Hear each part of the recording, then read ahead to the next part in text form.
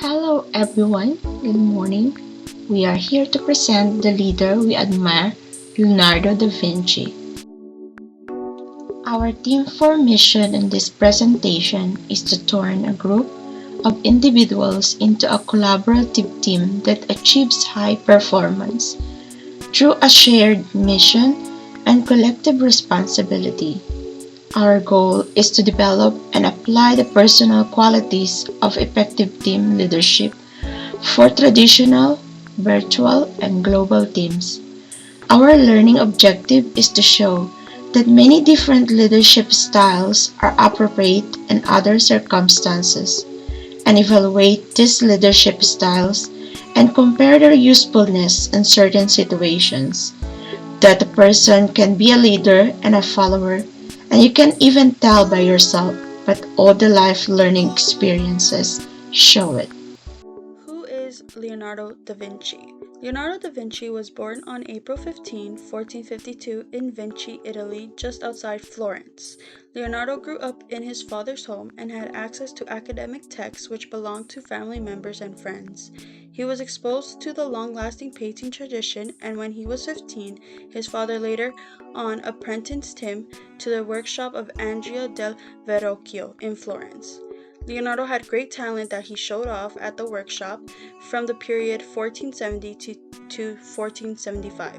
One of Leonardo's big breaks was the painting of an angel in Verrocchio's Baptism of Christ, and was actually better than his masters that Verrocchio allegedly resolved never to paint again. In 1482, Leonardo entered the service of Duke of Milan.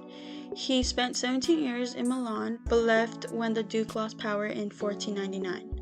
Those were the years where Leonardo reached new heights of scientific and artistic achievement. The Duke had Leonardo busy by creating paintings, sculpting, and designing elaborate court festivals, and he also had Leonardo design weapons, buildings, and machinery.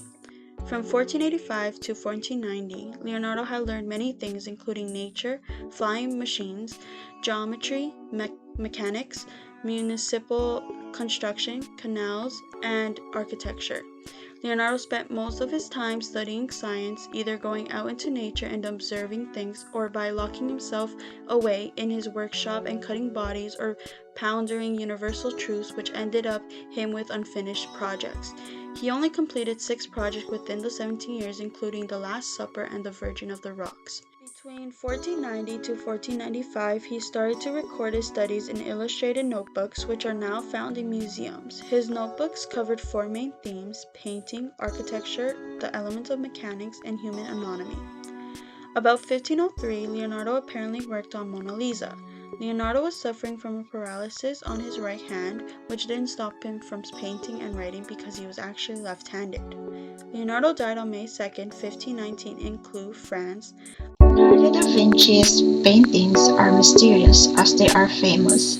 Gazing at his masterpiece is like diving in a deep dark sea, and you don't even know what pearl might catch your eyes. Transforming his masterpiece into words, not just interpreting it, but opening your heart into it.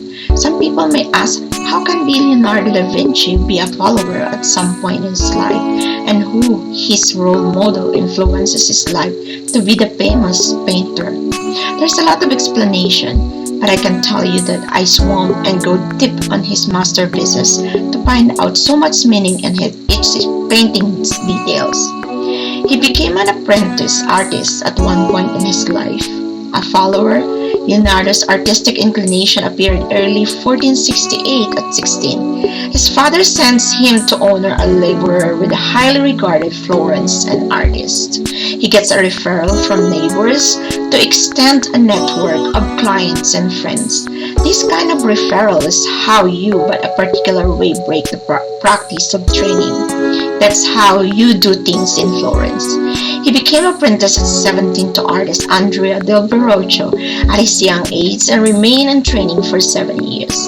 He was exposed to a vast range of technical skills. He also worked in the next-door workshop of artist Antonio Palolo.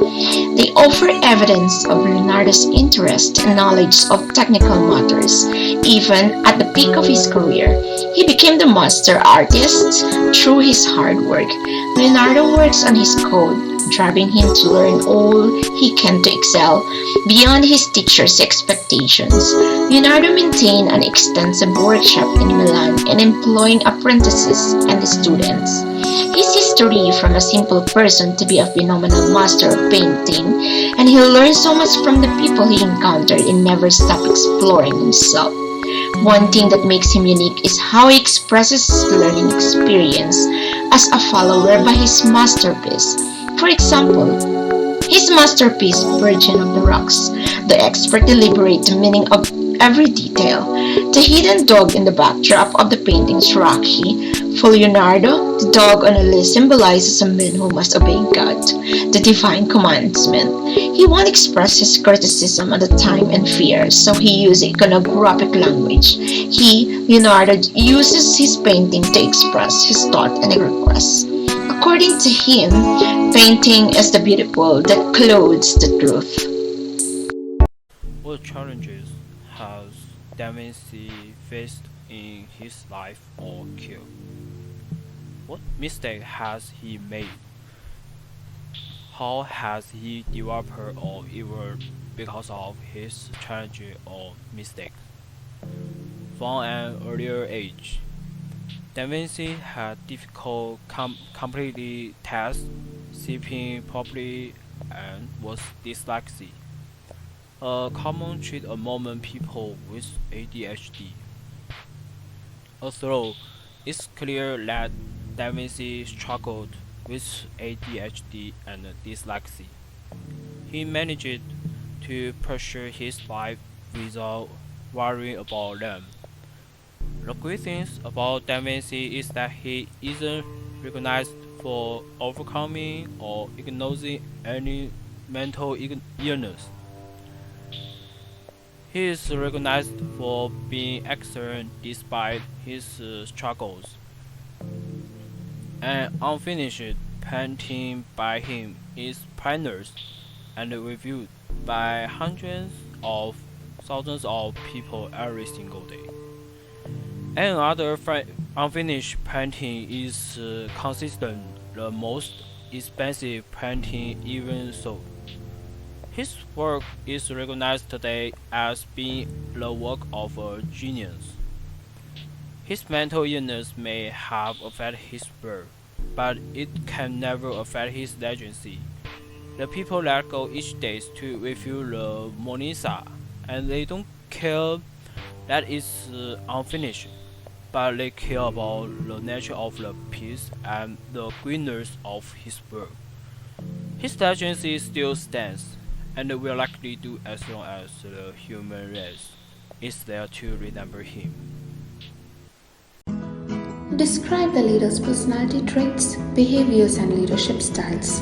What do or did their followers say about them? Any other interesting or relevant facts you may have found during your research.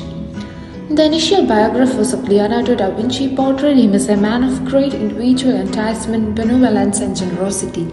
He had a charitable but reserved character and an exquisite bearing. He was known to be fastidious in personal care, keeping a neat and trim beard in later age, and to dress in colorful clothing in styles that dismiss current customs. Giorgio Vasari, the famous writer of 16th century, marked that Leonardo cared little for money but was generous toward his friends and assistants. He had an extremely curious spirit and put forth exhausting struggles to learn languages, natural science, mathematics, philosophy, and history, among other subjects. The writings in his notebooks suggest that he may have been a vegetarian, and there is also some speculation that he may have been homosexual. He studied anything from geometry and mathematics to anatomy and engineering. One of the interesting facts about him is that his intelligence and talent helped to invent several things such as submarines, flying machines, solar power, drills, tanks, calculators, and a couple musical instruments, to name a few. He is known to have ENTP personality trait in Myers-Briggs type indicator.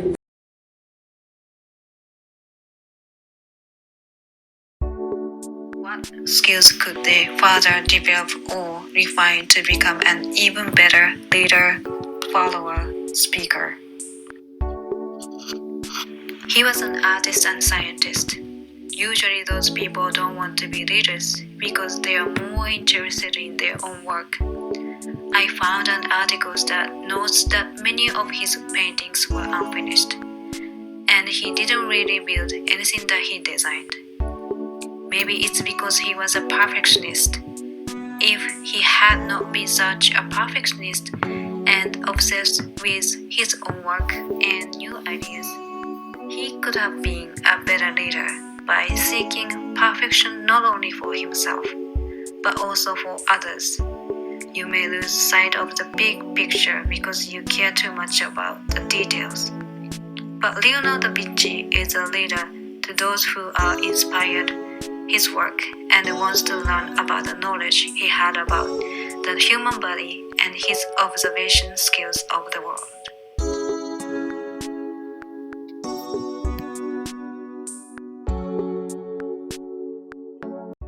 How does Leonardo da Vinci use verbal and nonverbal communication to share their vision? How is he as a speaker?